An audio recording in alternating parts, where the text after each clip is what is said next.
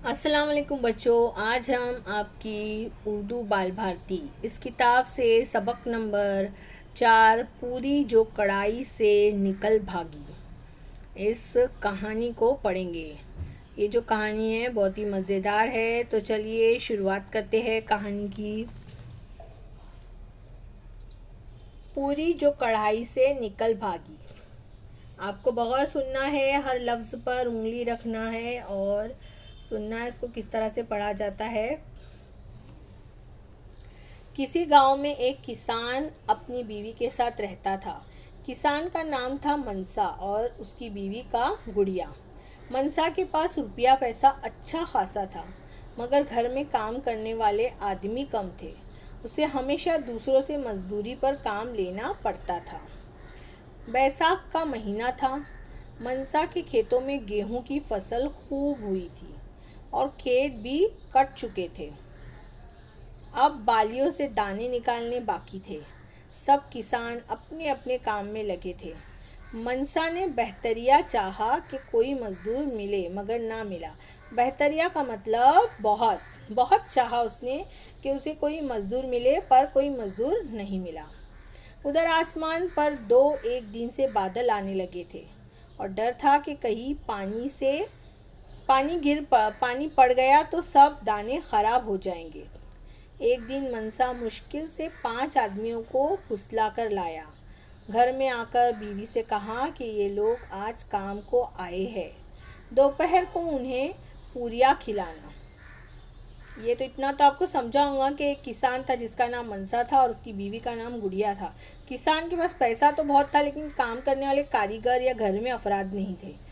और अब उसकी जो है फसल, बैसाख का महीना था, बारिश आने वाली थी और उसकी फसल खूब हुई थी। अब उसको क्या करना था, कट चुकी थी। अब उसको हमें क्या करना उसे क्या करना था, बालियों से दाने निकालने थे। हमने बेशकीमती अनाज जो आपके माहौल का मुताला है, इसमें से हमने पढ़ चुके कि अनाज किस तरह से हम तक पहुंचता है। ये पूरा प्रोसीजर जो है बहुत लंबा होता है। गहाना, मलना, कुटाई, ये सारे काम हमने देखे। इसमें मेहनत और इंसान दरकार होते। तो वैसे ही इस काम के लिए उसे इंसानों की ज़रूरत थी और उसे कोई मिल नहीं रहा था।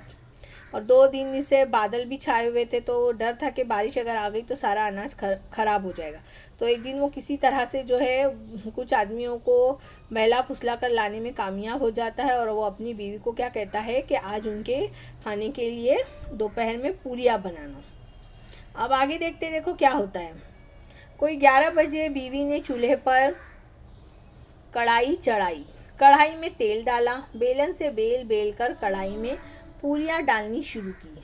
कुछ पूरियाँ पक गई तो बावर्ची खाने में किसान का बेटा बुद्धू जाने कहाँ से आ गया।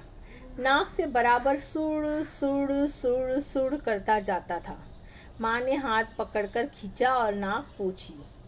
कढ़ाई में जो पूरी पड़ी थी वो इतनी देर में जलने लगी। उसे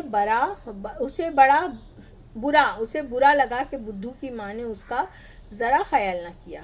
पूरी झट कढ़ाई में से कूद भागी।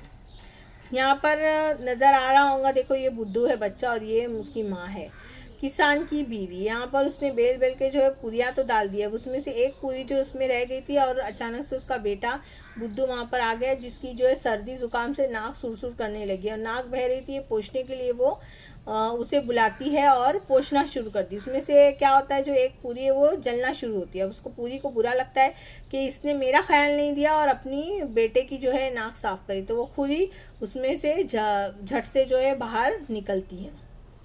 भाग खड़ी हुई कि तुम बुद्धू की नाक पोंछो, मैं तो जाती हूँ। बुद्धू की माँ ने बहुत चाहा कि उसे पकड़े, मगर वो कहाँ हाथ आती है। नहीं, वो इतनी तेजी से भाग रही थी कि वो पकड़ में नहीं आ रही थी। घर से निकलकर खेत की तरफ भागी।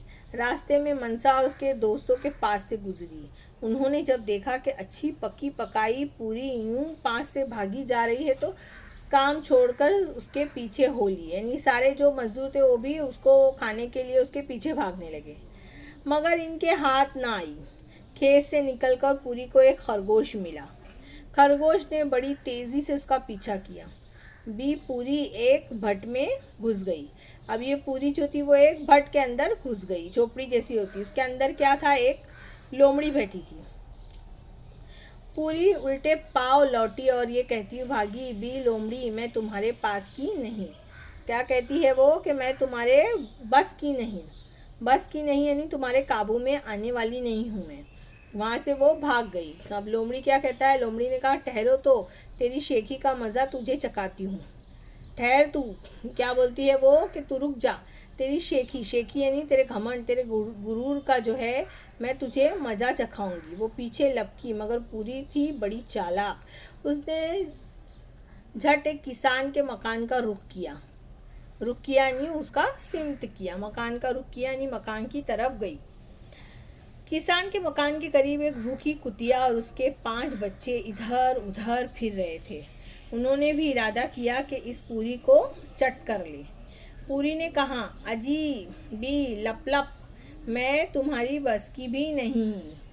कुतिया को कहती है कि मैं भी तुम्हारे भी बस में आने वाली नहीं हूँ। कुतिया कैसी थी अब देखो, कुतिया बड़ी होशियार थी। आगे मुंह बढ़ाकर कहने लगी, बी पूरी क्या कहती हो। अब कुतिया इन बाकी लोगों की तरह नहीं थी, वो होशियार थी। वो उससे फिर सवाल पूछती है। मैं ज़रा ऊंचा सुनती हूँ। मैं कैसा सुनती हूँ, ऊंचा सुनती है यानी मुझे कम सुनाई देता है। पूरी करीब आई और कहने लगी, अजीब ही लपलप इतना ही कहना पाई थी, यानी इतना ही कहने लगी वो, अजीब ही लपलप इतना ही कहने पाई थी कि कुतिया ने मुंह मारा। कुतिया ने उसके ऊपर मुंह मार दिया हप देने, और आधी पूरी उसके मुंह में आ गई। आधी पूरी जो बची थी वो तेजी से भागी और आगे जाकर ना मालूम किस तरह जमीन के अंदर घुस गई। कुतिया और उसके बच्चों ने सारी उम्र उस आधी पूरी को ढूंढा मगर वो ना मिली। अभी तक सारे कुत्ते, देखो यहाँ पर एक कुतिया नजर आ रही है, खेत है, ये पूरी भाग रही है। अभी तक जो है सारे कुत्ते उसी आधी पूरी की तलाश में हर वक्त ज़मीन में सूंघते फिरते रहते हैं। यहाँ देखो हम देखते हो ना, कुत्ते हमेशा ज़मीन पे ही मुंह लगाए रहते हैं, ऐसा लगता है कुछ सूंघ रहे। तो कहानी बना दी गई इसके ऊपर कि सूंघते फिरते रहते हैं कि कहीं उस जो है उन्हें पता चल जाए कि वो कहाँ है, कहीं से उसका पता चले तो निकाले। उसने हमारी दादी अम्मा को धोखा दिया था मगर उस आधी पूरी का कहीं पता नहीं चला। तो ये एक कहानी है, ये हकीकत नहीं है। अब उसके अल्फाज मानी देखेंगे। बहतीरा यानी बहुत, बहुत अच्छा खासा, बहुत। मकान का रुख किया, मकान की तरफ गई। शेखी घमंड या गुरूर, बस की नहीं यानी काबू में आने वाली नहीं। उम्मीद है बच्चों ये कहानी आपको पसंद आई होंगी। मिलते हैं फिर नेक्स्ट वीडियो में, जब तक के लिए अल्लाह हाफिज़।